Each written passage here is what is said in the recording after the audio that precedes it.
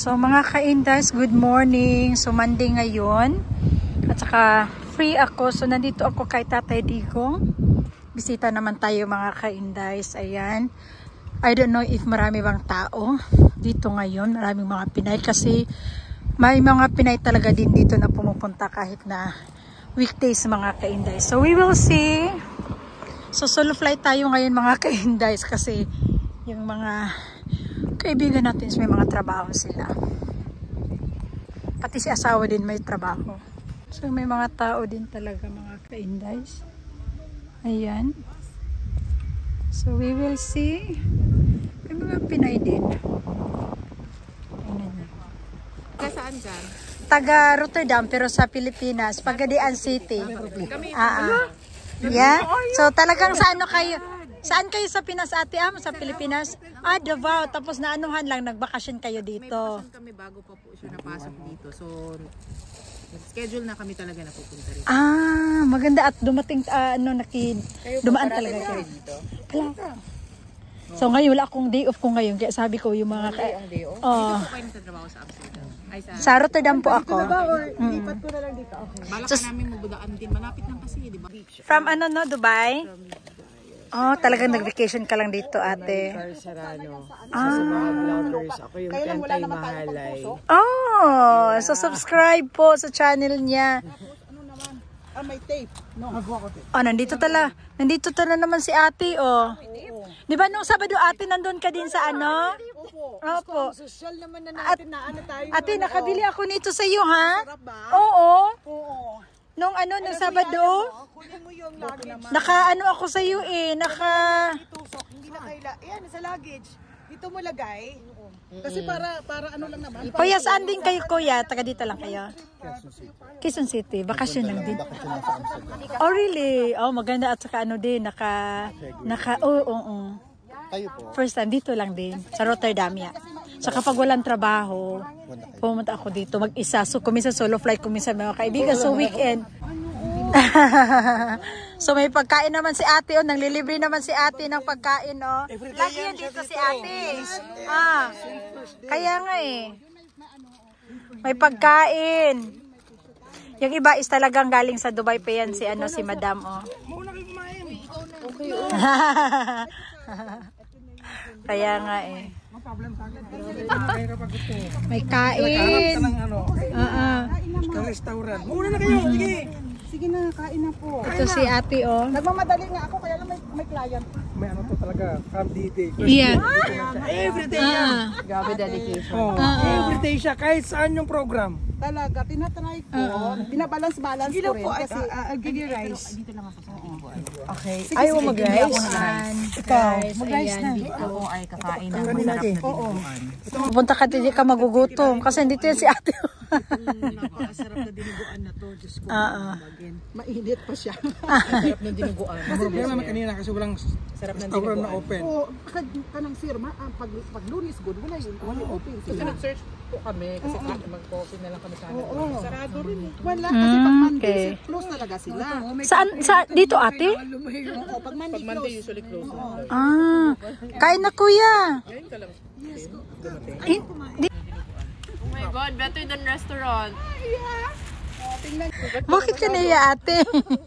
From talaga sila, from Davao. Ang dalawa ng anak niya.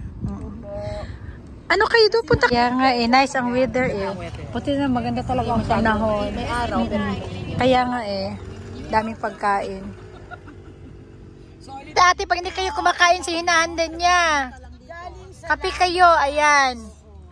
Galing sa Belgium. Ate Marivic, once again, salamat ha sa pagkain. Order lang kayo. Philippines po, Davao City. Sa Davao, Yeah. Tanawa, para taga Davao, guwapag yung kayo. Tanawa, hindi. So, nandito kami ngayon. Ayan, mga Pinay. May kain din.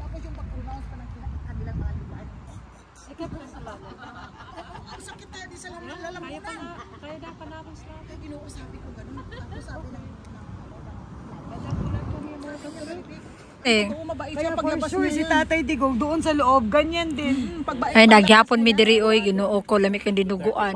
So, ngayong Dito umaga, na yung SMNI. medyo may nagreklamong residente kasi naingayo daw siya kahapon kasi sobrang daming tao.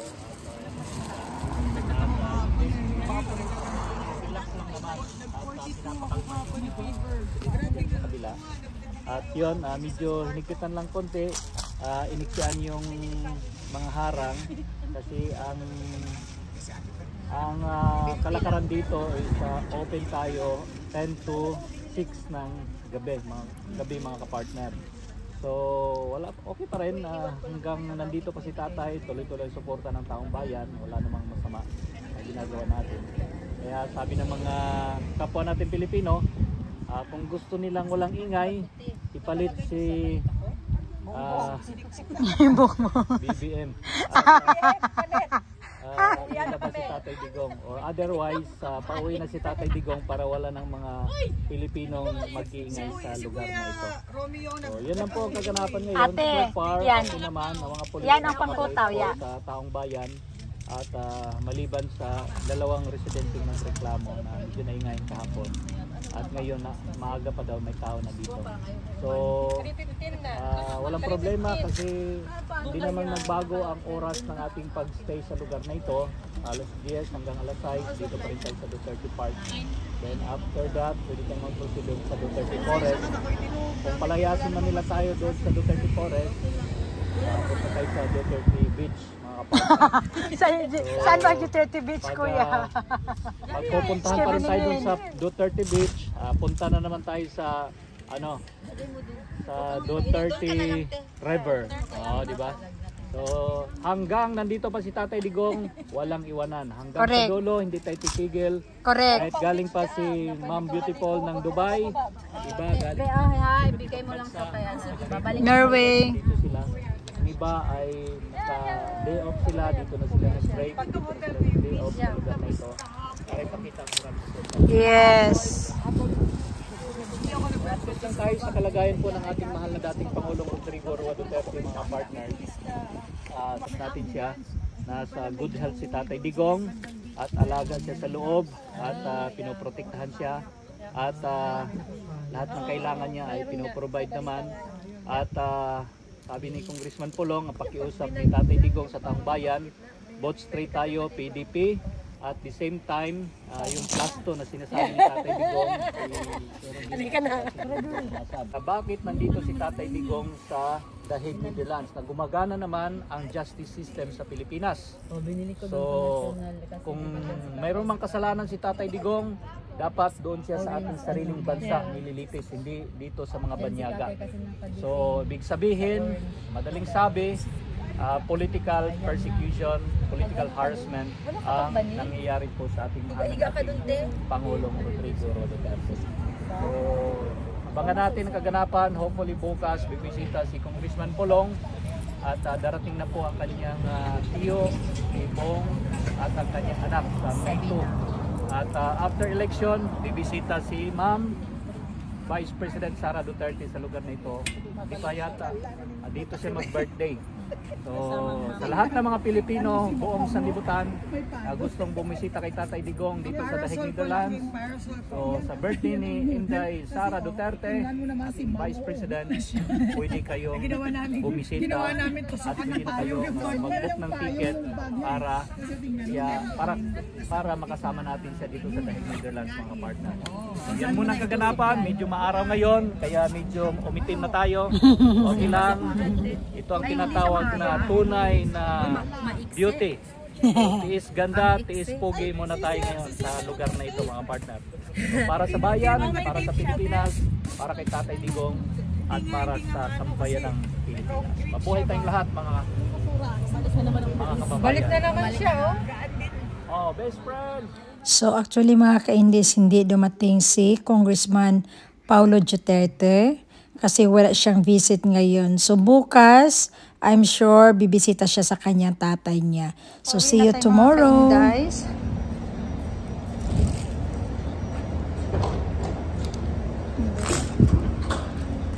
Kasi hapon na.